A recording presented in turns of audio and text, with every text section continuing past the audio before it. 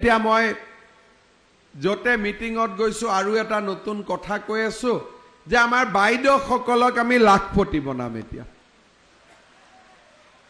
বনিব ইচ্ছা আছে নে নাই কাৰ কাৰ নাই হাত ডাঙকছে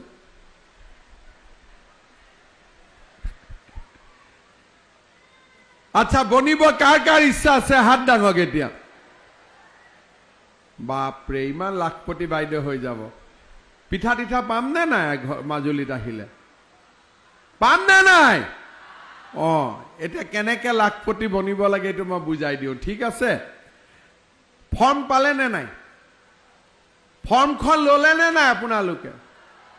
এতিয়া 2 3 4 5 6 তাৰিখ এই সপ্তাহটোৰ ভিতৰত আপোনালোকে ফৰ্মখন ঘূৰাই দিব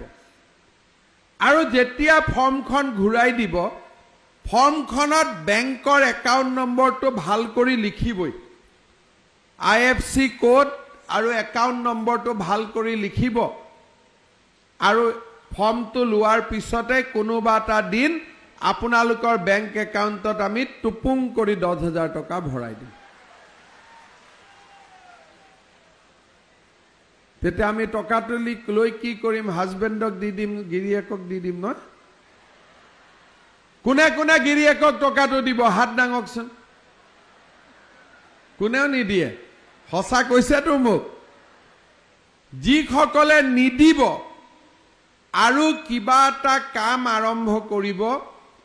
তেওঁলোকক আমি আৰু 25,000 টকা দিম এই 25,000 টকা বেংকৰ পৰা দিম 12,500 ঘূৰাই দিব লাগিব আৰু 12,500 ঘূৰাই দিব নালাগে তা 10 আৰু 25 কিমান হল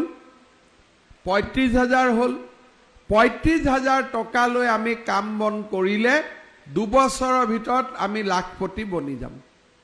আৰু যিবিলাক তথাপিতো লাখপতি নবনে 10-20,000 টকা মই আৰু চৰকাৰৰ পৰা দি দিম হ'ব